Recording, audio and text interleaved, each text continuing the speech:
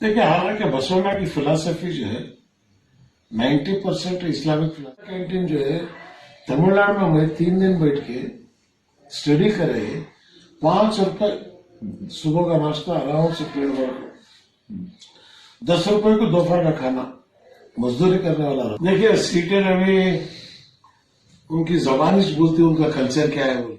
पत्नी एಣ್ಣೆ ಎಷ್ಟಿಕ್ ತರ್ತಾ ಇದೆಯಮ್ಮ, ಗ್ಯಾಸ್ ಎಷ್ಟಿಕ್ ತರ್ತಾ ಇದೆಯಮ್ಮ, ನಾಚಿಕೆ ಆಗ್ಬೇಕು ಇವರಿಗೆ, ಇವ್ರ ಜನ್ಮಕ್ಕೆ 60 ಕಾಂಗ್ರೆಸ್ पढ़िपढ़ होना ना जेडीएस पढ़िपढ़ होना ना बीजेपी के इकबाल अंसारी को, ये जमीर को, रोशन बेग को, मिराजुद्दीन पटेल को, कौन लाए? खमरुल इस्लाम कौन लाए? Hello and welcome. आप देख रहे हैं बेंगलुरु अखबार। मेरे साथी नरेंद्र राय के साथ मैं हूं अशफाक अहमद सिद्दीकी। इंडिया की आजादी के बिल्कुल 5 साल बाद कर्नाटका के रानी बन्नूर के कैरानी शहर में खूबसूरत से खानदान में खूबसूरत बच्चा पैदा होता है। वहां से भद्रावती और शिमोगा में खेतों खलिहानों में खेल कूद कर पढ़ाई कर कर बड़ा होकर फिर बेंगलुरु का सफर करता है, फिर अपनी दुनिया सियासत में बनाता है। और आज से ठीक 25 साल पहले 96 और 97 में 2 प्राइम मिनिस्टर्स, एक आई.के. गुजराल, उसके बाद देवेगौड़ा, इनकी प्राइम मिनिस्टरशिप में बड़े बड़े ओहदे संभालते हैं। Information broadcasting ministry, aviation ministry, और इनको नाम कहा जाता था हाफ प्राइम मिनिस्टर इंडिया। हमारे साथ हैं, उनका नाम है चांद मोहम्मद इब्राहिम, जिन्हें दुनिया मास्टर ऑफ ऑरेटर कहती है, जिसे सीएम इब्राहिम कहते हैं। सर, सबसे पहले बेंगलुरु अखबार की तरफ से, हमारे चाहने वालों की तरफ से, घर वालों की तरफ से आपको आपके जन्मदिन की बहुत बहुत मुबारकबाद।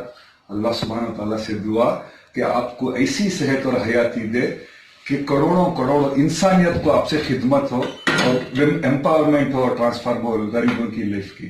आमीन आमीन। बहुत बहुत शुक्रिया। तो मैं आपका मशहूर हूँ, आप घर तक जो आए हुए हैं। और हालांकि जन्मदिन मैं कभी मनाता नहीं।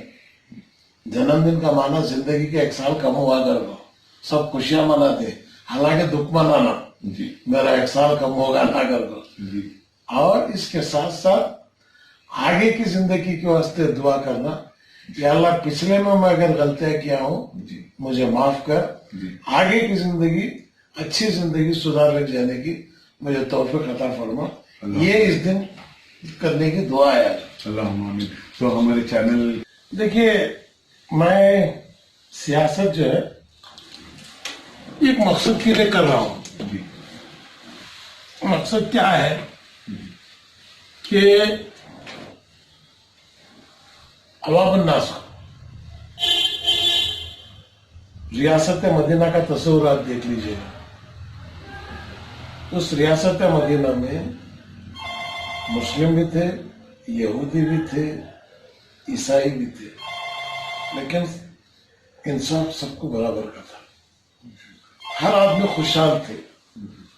तो आज दुनिया के मौरखीन लिखते हैं कि वे ऐसी रियासत कभी दुनिया में बनी नहीं जिसके बानी नबी करीम सल्लल्लाहु अलैहि वसल्लम।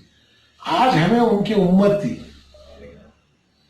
तो आप कैसे रहना, एटलीस्ट आप रियासत मदीना कायम तो नहीं कर सकते, लेकिन उसके नजरिए को, उसके उसूलों को आप अपना कर जो है वो आप जो है अवाम अन्नास में फैला सकते हैं। और खिदमत करते वक्त जात, रंग, ऊंचा नीचा इस्लाम में कहीं नहीं है वो। तो वही चीज जो है वो जब बात दिल से बात जबान पे निकलते तो असर करते बोलते ना। तो वो लोग जो है, क्योंकि मुझे 40 साल से देख रहे हैं, मुझे चलता है वही बोलता हूँ, जो बोलता है वही चलता है। सर, आपको रोका, कर्नाटका के चीफ मिनिस्टर निजलिंगप्पा हो, वीरेंद्र पाटिल ने हो, उनकी ऑब्जर्वेशन में आप आए थे जी। उस वक्त में 13-14 साल की उम्र में जी, आपको कहां से आपने स्पीच सीखा था या सियासत आपको आइडेंटिफाई करता है? ये देखिए, ये एक चीज मेरी माँ की दुआ, और दूसरा बचपन से ही जो है मुझे हर बुरी आदत उनसे पाक था। मैं सोहबत का असर, और ज्यादा पढ़ता, जी। पढ़ना, तहकीक, कोई चीज अगर सामने आती तो मैं इमीडिएटली एक्सेप्ट नहीं करता था, तहकीक करता, उसके गहराई में जाता, खोज करके जो है देन मैं एक नतीजे को पहुंचता, यस दिस इज करेक्ट। अच्छा।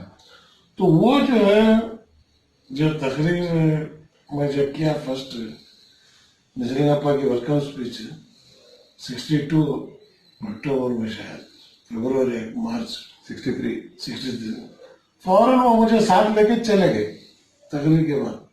फिर वहां से वो बढ़ते बढ़ते बढ़ते बढ़ते बढ़ते बढ़ते किताबों का मुतालिबा करता हूँ और हर धर्म के बारे में जानकारी लेने की कोशिश किया हूँ। मेरे फ्रेंड्स कहते हैं सर, जो भी मेरे क्लासमेट्स है पहले कहते हैं, CM ಇಬ್ರಾಹಿಂ ವ್ಯಕ್ತಿತ್ವ ಹೇಗೆ ಅಂದ್ರೆ ಅವ್ರಿಗೆ ಸಾಬರ್ಗಿಂತ ಜಾತಿ ನಮ್ಮ ಒಕ್ಕಲಿಗರಾಗಲಿ ಪರ್ಟಿಕ್ಯುಲರ್ಲಿ ಲಿಂಗಾಯತರು ತುಂಬಾ ಪ್ರೀತಿಸ್ತಾರೆ. ಏನಕ್ಕೆ ಅಂತಂದ್ರೆ 12ನೇ ಶತಮಾನದಲ್ಲಿ ಬಸವಣ್ಣ ಬಿಗ್ಗೆಸ್ಟ್ ಫಾಲೋವರ್ ಫ್ಯಾನ್ ಯಾರು ಇಂಡಿಯಾನಲ್ಲಿ ಅಂದ್ರೆ ನಂಬರ್ 1 CM ಇಬ್ರಾಹಿಂ ಕೊಡ್ಬೋದು, ಯಡಿಯೂರಪ್ಪನಿಗಿಂತ ಜಾಸ್ತಿ ಕೊಡ್ಬೋದು ಕತೆ. Best correct.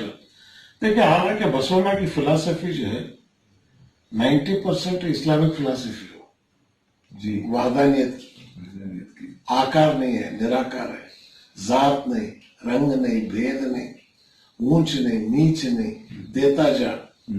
अच्छा, उससे जो है झूठ नहीं बोलना, गलत नहीं सुनना, गलत नहीं बोलना, अपने आप को बड़ाई नहीं करना, दूसरों की खिंचाई नहीं करना, ये चीज जो अल्लाह के रसूल सल्लल्लाहु अलैहि वसल्लम 1400 साल जो पहले बोले थे जी, 800 साल पहले बसवण्णा वही बोला। सर कन्नड़ा जुबान अपनी जगह है, लेकिन आप हले कन्नड़ा कैसे आ गई सर? लेकिन क्या देखिए, कन्नड़ा 4, 5, 6 टाइप की है जी, मैं बोला ना, आप मुतालिबा करो, जी, पढ़ते जाओ, जी, दिमाग अच्छा हमारा तो दिल अच्छा लगा, बेशक, जब दिल पाक रहता तो दिमाग भी पाक हो जाता। बेशक, तो दिल में आप अच्छा सोचते हैं तो दिमाग में भी अच्छी सोच आते हैं आपको। जी, तो इसलिए जो है पॉजिटिव थिंकिंग ज्यादा है, मुझे नेगेटिव थिंकिंग का आती नहीं। हाँ, दूसरी चीज क्या है, जब भी कोई चीज देखता हूँ तो फौरन उसका जवाब जो है वो कुदरत ऑटोमेटिक मेरे जबान में आ जाते, वो ओके, इंस्टेंट जो है। और मैं कभी कोई तकरीर आज तक लिख नहीं गया मैं, वो हमें पता है सर। पार्लियामेंट में भी तकरीर होते, कहाँ भी होते, जी, लिख जाना, पढ़ना नहीं, 2 आवर्स 3 आवर्स सब्जेक्ट के ऊपर जो है अल्हम्दुलिल्लाह तहकीक करें, पढ़े, कोशिश करें। अल्लाह का करम है, बुजुर्गों की दुआ है, माँ बाप की दुआ है। और मेरे उस्ताद थे खलील रहमान बोलते जी, टुमकुर के, उन्होंने हाई स्कूल में उन्हें पढ़ाते थे। और कन्नड़ा टीचर रामराव करके थे, जी, दोनों कन्नड़ा पढ़ाते थे। ये दोनों की भी बड़ी जद्दोजहद मेहनत है उसमें।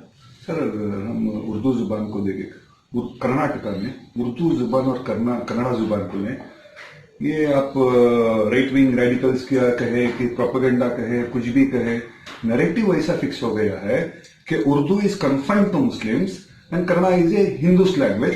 उसका एडवर्स इफेक्ट क्या हो रहा है, जितने 1 करोड़ मुसलमान कर्नाटका में होने के बावजूद भी वो समझते हैं कि कन्नड़ा गैरों की लैंग्वेज है, घर में अपनी बात करते हैं, जब कारोबार में जाते तब कन्नड़ा बात करते, वो भी टूटी फूटी। तो कन्नड़ा क्यों नहीं हम प्रमोट? देखिए, मैं मुसलमानों को पहले से कह रहा हूँ, कन्नड़ा ही नहीं, हर जुबान सीखो। नॉलेज जो है बहुत बड़ी दौलत है वो। कन्नड़ा सीखो, इंग्लिश सीखो, उर्दू सीखो, संस्कृत सीखो बोला हूँ। आपको अगर संस्कृत अगर आप सीखते हैं तो आपको मालूम होता हकीकत क्या है। करना कोई एक शर्ट भी अगर लेना है, कपड़ा लेना है, 4 दुकान जाते थे ना जी। जब तुम्हें एक रिलीजन को अपने तो दूसरा रिलीजन क्या वो भी तुम्हें मानो। जब बाबा मुसलमान थे, मैं मुसलमान हुआ, इससे नहीं हुआ। वही you are Muslim, just because your father is Muslim you are become Muslim. No, you must go deeply in your own religion and you study other religion also, then you will know what is your religion. Sir आप जब centre में थे, planning commission में भी थे, नाजरीन काफी लोगों को एक चीज नहीं पता है जो आज आपके सामने खुलासा, थोड़े बहुत लोग जानते होंगे लेकिन मेजॉरिटी नहीं जानते।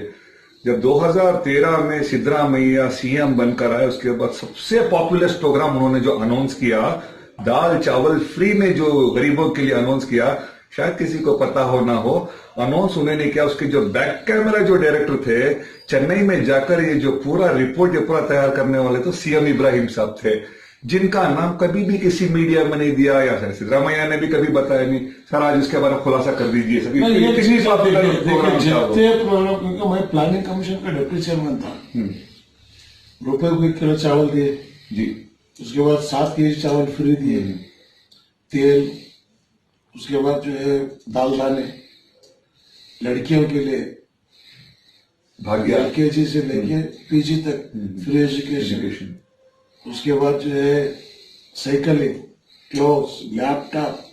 इसके साथ साथ सबसे बड़ा प्रोग्राम मुझे फेवरेट था so mid day meal school में देने का, अन्नदासोह।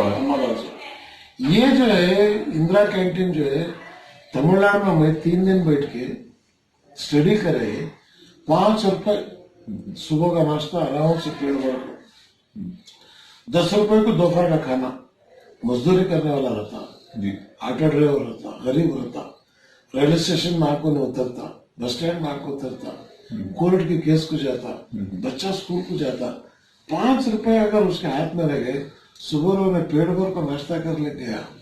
अब ऑटो ड्राइवर 100 रुपए कमाया तो नाश्ते कुछ उसके 50 रुपए चले आते, सही बात, मैं घर को क्या भी नहीं लग जाता।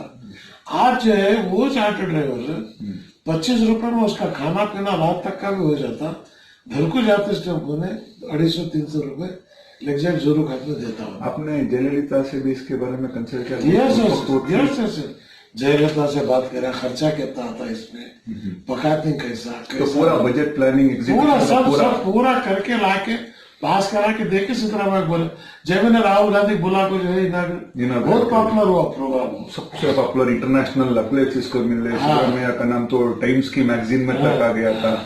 This is how the empowerment of youth, the poor should happen. Sir क्योंकि हम अन्नदासोह की बात कर रहे हैं, अभी पिछले 3-4 दिन से अगर आप मीडिया को ऑब्जर्व करें तो इंदिरा कैंटीन को लेकर कंट्रोवर्सी क्रिएट हो गई है। बीजेपी के जो नेशनल जनरल सेक्रेटरी सीटी रवि है, उनका एक स्टेटमेंट आता है कि वो कहते हैं कि इंदिरा कैंटीन का नाम चेंज कर अन्नपूर्णेश्वरी कैंटीन रखना चाहिए। कांग्रेस का एलिगेशन ये है कि हम बंद कर, बीजेपी कहती है ನಾವು ಬಡವರಿಗೆ ಅನ್ನದಾಸೋಹ ನಿಲ್ಲಿಸಿ ಅಂತ ನಾವೆಲ್ಲೂ ಹೇಳ್ತಾ ಇಲ್ಲ, ನಾವು ಬರೀ ಹೆಸರು ಚೇಂಜ್ ಮಾಡಿ ಅಂತ ಹೇಳ್ತಾ ಇರೋದು। ಕಾಂಗ್ರೆಸ್ಗೆ ಬಡವ ಅನ್ನ ಕೊಡೋದು ಇಂಪಾರ್ಟೆಂಟ್ ಅಥವಾ ಹೆಸರು ಉಳಿಸ್ಕೊಳ್ಳೋದು ಇಂಪಾರ್ಟೆಂಟ್ बोल के आप इल्जाम लगा रहे हैं।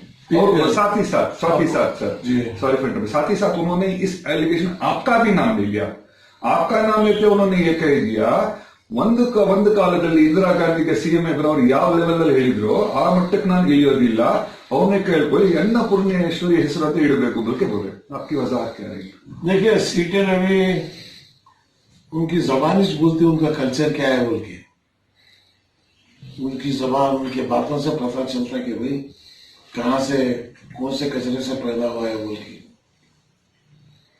नाम बदली करना इनो एक प्रेसिडेंट डाल रही जी। अब कई जगह वाजपेयी का नाम है, कांग्रेस आते वाजपेयी का नाम बदलना। दीनदयाल उपाध्याय रोड है, वो रोड को निकालना तो कैंपेगौड़ा रोड लगता है ना।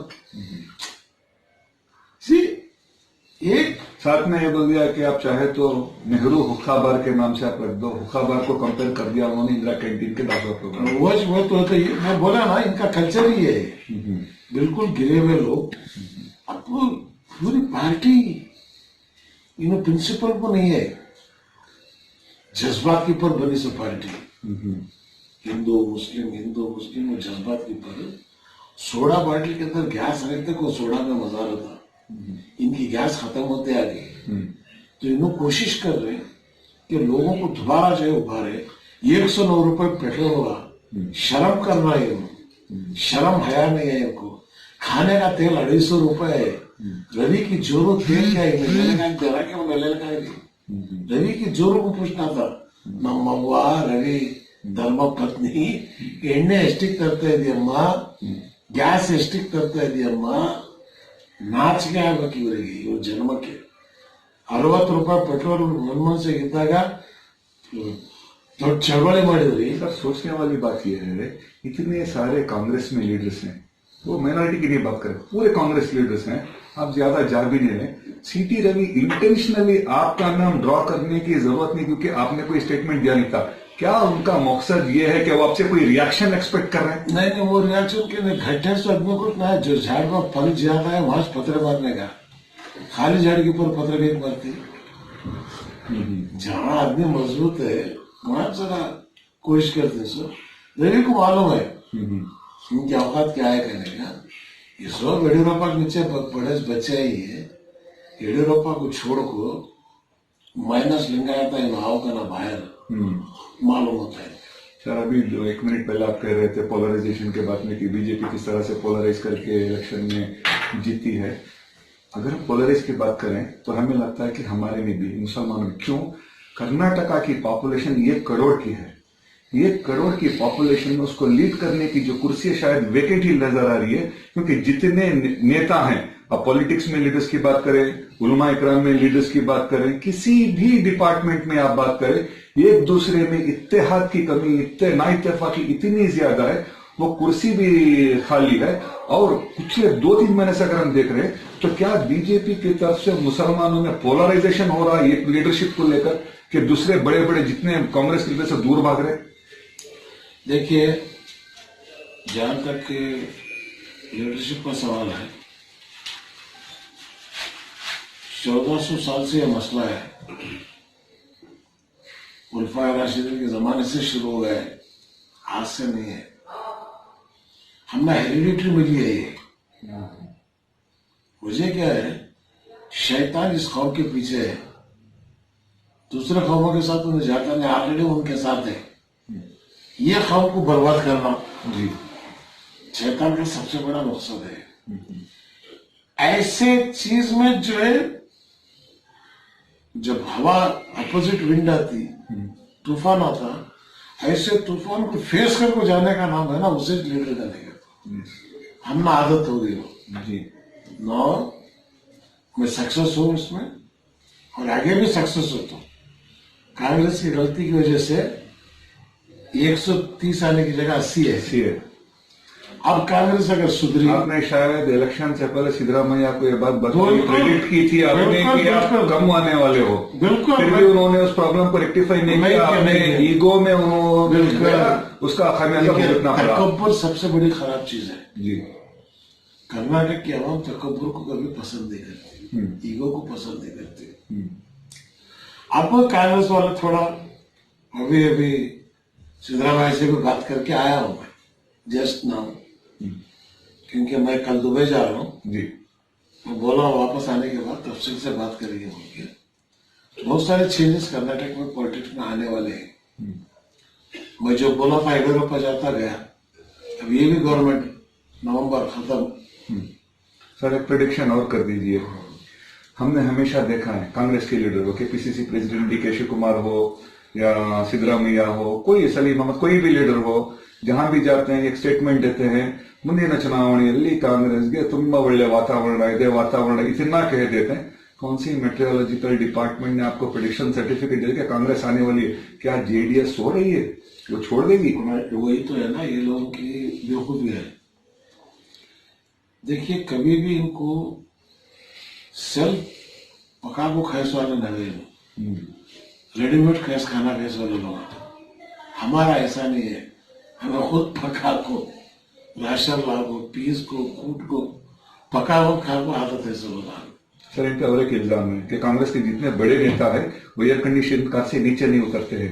जब उतरते हैं तो सिर्फ स्टेज चढ़ते फिर बैठ के चले जाते, इसलिए ग्रास रूट से वो कनेक्टेड नहीं है, इसलिए वो धोखा कर रहे हैं। 100% वो चीजें बदलो करना सब है, नंबर 1। नंबर 2, मीटिंग को लोगों को आना, 250 लोगों को तकरीर करो, 250 लोगों को तकरीर करो, फायदा नहीं। तुम्हें लाई रहती 200-300 देखो, 3 घंटे पढ़ते तो बोले सुनती जाती, फायदा क्या? सर, कोई भी कंपनी का, हर कंपनी का एक डिपार्टमेंट होता है। सेल्स एक ऐसा डिपार्टमेंट है जिससे चीज बिकती है। इसी तरह से कांग्रेस की पार्टी में देखें, आप एक ऐसे स्टार कैंपेनर है, चाहे वो लोकसभा को चुनाव हो, विधानसभा कोई भी हो, आपका नाम स्टार कैंपेनर में आता है। लेकिन जब पावर में आ जाते हैं, जब पोजीशन जिम्मेदारी देने की बात होती है तो वो आपसे नाराज क्यों हो जाते हैं, फिर भी आप उसी में लगे रहते हैं? नाराज देखिए इसमें क्या है, ये पार्टी छोड़ना नहीं, छोड़ना नहीं, छोड़ना नहीं। Still confuse? नहीं, कंफ्यूज में क्या भी नहीं है। क्या है भाई, एक घर पे मैं छोड़ रहे तो दूसरा घर रेडी होना ना, बस स्टैंड में तो नहीं रह सकते। अब बल्ला की घर तैयार हो रही। सर हमने सुना जेडीएस से आपको वहां से भी है, जेडीएस से भी, एमआईएम से बुला रहे हैं। नहीं, एमआईएम का तो सवाल ही नहीं पैदा होता। पता नहीं, सोशल मीडिया में आपके नाम का एक फोटो लग गया 10 सेकंड का, आपकी स्टिल फोटो, लेकिन बैकग्राउंड ऐसे कह रहे हैं कि एमआईएम आ रहे हैं, आप सदारत कर रहे हैं, वायरल हो गया। एमआईएम में कभी भी मैं ख्वाबों ख्याल में कभी भी मजहब के नाम पे कभी पॉलिटिक्स किया नहीं जी। मजहब के नाम पर पॉलिटिक्स भी नहीं करना। सर आप मानते हैं कि मुसलमानों की लीडरशिप में माइनॉरिटी में पोलराइजेशन हो रहा है? दिख भी रहा है सर। पोलराइजेशन किस चीज से हो रहा है? मैं आपको बताता हूँ सर। अभी रिसेंटली चामराजपेट के एमएलए के घर पे ईडी का रेड हुआ, ठीक है। जब से ईडी का रेड हुआ, दो लीडर्स ने पॉलिटिकल डिप्लोमेटिक स्टेटमेंट दिया फेवर में, एक केपीसीसी प्रेसिडेंट और सीएलपी के लीडर सिद्धरामैया ने। उसके सिवा सर जितने माइनॉरिटी के लीडर्स हैं, जो अपर हाउस हो, विधानसभा हो, राज्यसभा हो, लोकसभा को जो रिप्रेजेंट करते हैं माइनॉरिटी में, किसी ने भी एक पॉलिटिकल स्टेटमेंट फेवर में नहीं दिया, इंक्लूडिंग आप भी। तो क्या ये इत्तेहाद की कमी है कि ये देखिए रेड हुआ, कहीं को हुआ, ये तो मालूम होना ना। उनका कहना है कि वो जो रेड हुआ दैट इज रिगार्डिंग एसेट, लेकिन पीएमएलए एक्ट के हिसाब से अगर हम जाएं तो डिस्प्रोपोर्शनेट इनकम का एसेट का जो रेड होता है वो आईटी का होता है, ईडी का नहीं होता। इसलिए ओरिजिनल क्या स्टोरी है सर? जब तक बीमारी नहीं मालूम होती तब तक दवा देखो, फायदा नहीं। अच्छा, मुझे फौरन भड़क को बाहर देखो, मुझे इज्जत की है बाहर, उल्टा सीधा नहीं बोलता हूँ। बोला तो भी मोदी को बोला जी, दीवाने खात में उस तरह देख शेर को बैठे सर का हुआ, जवाब नहीं दिया उन्हें आज तक। तो ये रोशन बेग का रेड हुआ, जमीर का रेड हुआ, हमें इंफॉर्मेशन ले रहे कहीं को रेड हुआ, क्या वास्ते रेड हुआ। जब हकीकत सामने आती है डेफिनेटली तो फिर आप आगे आप स्टेटमेंट दें। नहीं, आगे उसके बाद राय कैसा करना, क्या करना सोच सकते। अब मैं अब 50 साल सियासत के अंदर, सेंटर में मिनिस्टर था, स्टेट में मिनिस्टर था, अल्लाह का करम है। और बीजेपी भी मुझे उंगली नहीं दिखा सकती, करप्ट है, कम्युनल है, नहीं बोल सकती। हाँ, दबा को बोलता है नहीं कर बोलती, गालियां देता कर बोलते, करप्ट कम्युनल कर को नहीं बोले आज तक।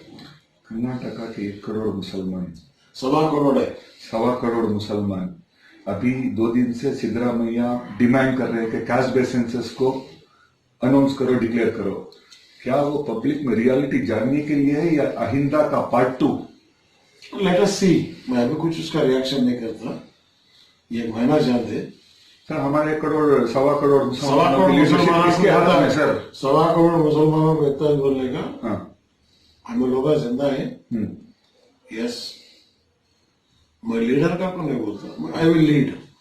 क्या हमें डिपेंड होना है कांग्रेस पे? ना, क्या कांग्रेस हमारी डॉक्टर है? किसी के ऊपर हमको डिपेंड माइनॉरिटी मुसलमानों के लिए हमें ना कांग्रेस पर डिपेंड होना है, ना जेडीएस पर डिपेंड होना, ना बीजेपी पे। सब हमारे ऊपर डिपेंडेंट है, हमें किसी के ऊपर डिपेंड होने की जरूरत नहीं। सीएम इब्राहिम पॉलिटिकल स्टैंड कब लेंगे सही लीड करने के लिए? जरूरत पड़ी तो, मतलब इलेक्शन अनाउंस होने तक नहीं, इलेक्शन के पहले, इलेक्शन के पहले, यस, बिफोर 2 years। इलेक्शन 1.5 साल है तो शुरू हो जाता काम हमारा। जो कोविड की वबा जो वो जरा ठंडी हो देगा। आपसे आखिरी 2 सवाल सर। अब जो कोविड से पिछले 1.5 साल से जो दुनिया में जो तबाही हो रही है, कर्नाटका में हिंदू मुसलमान कोई भी इतने बर्बाद हो रहे, लेकिन मुसलमानों की खस्ता हालत को देखें, इतनी मजबूर कौम हो गई है कि हमेशा दाल चावल के लिए टूट पड़ के लेते हैं। मीडिया में दिखा जाता है कि कितनी गरीब कौम है। जितने लीडर्स हमारे 70 साल से आए हैं, क्या उन्होंने कभी सोचा नहीं कि कोई एम्पावरमेंट करना है? क्योंकि जितने लीडर्स के घर है वो 30-40 से बड़े बड़े बंगले बन गए, लेकिन हमारे घर में तो चाय भी छत में पानी जाता ही है। Honestly answer sir. जिससे खबर का डर नहीं रहता जी,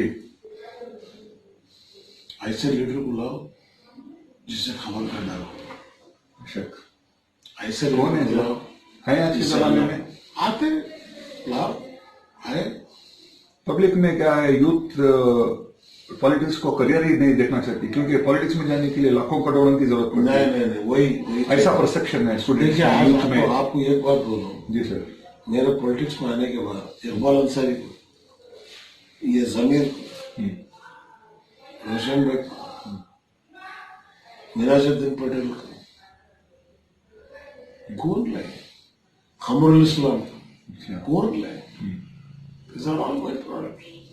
तो आप दोबारा जी स्टिल देर आर, अभी भी है लोग, काफी तादाद है। जी सर। आप देखते जाओ नवंबर से क्या हालत होती है। तो आप दोबारा उसी फैक्ट्री में जाएंगे जहाँ पे हमारी फैक्ट्री हम खुद बनेंगे, देखेंगे जहाँ सेटिंग होता है।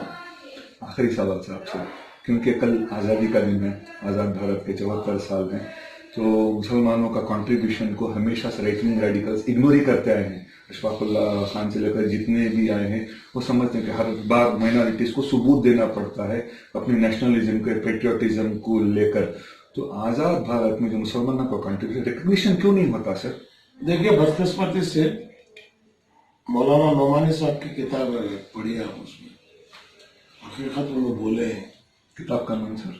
किताब का नाम मैं बोल रहा हूँ। जी जी। वो एक बड़ी अच्छी किताब हुई, हाल में छपी है। जी जी।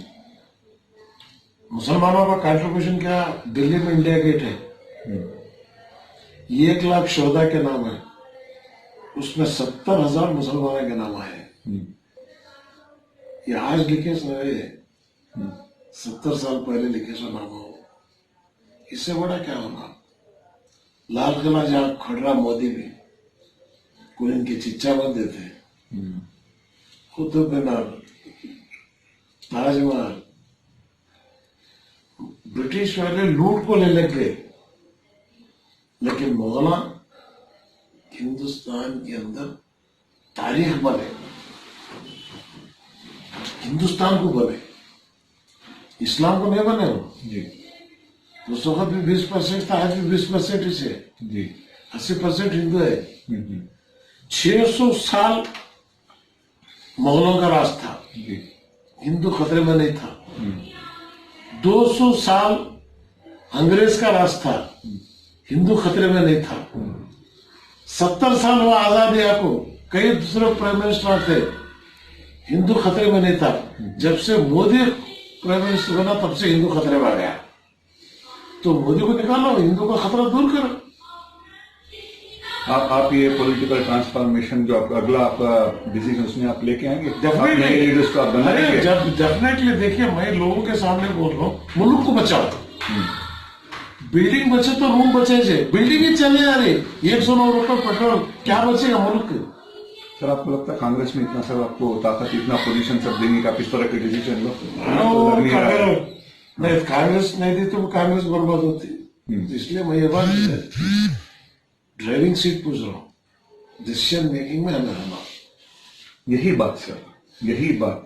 क्या कहते हैं, मुसलमान एक हॉट सेलिंग प्रोडक्ट है, particularly during the time of elections. BJP का खौफ पैदा करती है कांग्रेस मुसलमानों में। अब वो खौफ निकल गया है, अब वो खौफ निकल गया है। बीजेपी तो मुसलमान माइनॉरिटी को डरने की जरूरत सवाल नहीं है। 7 साल मोदी को भी देखता है, क्या भी फर्क नहीं पड़ा। मोदी की दाढ़ी बड़ी, हमने क्या भी फर्क नहीं पड़ा। दाढ़िया नको, बुरखा नको कहते थे, अब भरत माने भी बुरखा पहन रही, मोदी भी दाढ़ी छोड़ा। सर लास्ट, क्योंकि आज आपका बर्थडे है, काफी सारे फैंस होंगे जो आपके मुंतजर होंगे, आपके फैंस के लिए एक मैसेज दे दीजिए। बस इतना ही, दुआ कीजिए, क्योंकि हमारा बर्थडे कभी भी केक कट करना अगर मुझे वो रफत नहीं है, वो कभी करा नहीं। दुआ कीजिए, जिंदगी का 1 साल कम हुआ है, अल्लाह तबारक व तआला आगे का जिंदगी जो बची है, पिछली जिंदगी से नेक जिंदगी जिए। और मैं जब पैदावार हो रहा था, दुनिया हंस रही थी, जब मैं मरूंगा मैं हंसते हंसते जाना चाहिए, सामने खड़े स्वर में रोते रहना चाहिए। डेफिनेटली सर, इस दुआ के साथ इस बात को खत्म करते हैं कि आने वाली आपकी जिंदगी 50 साल, 100 साल, 1000 साल, गरीब, मुसलमान, हिंदू कोई भी हो, उनकी लाइफ ट्रांसफॉर्म हो, वो आपको याद करें। मम्मा भी नेमत रब्बी का फातिस कुरान डिक्लेयर कर दो जी।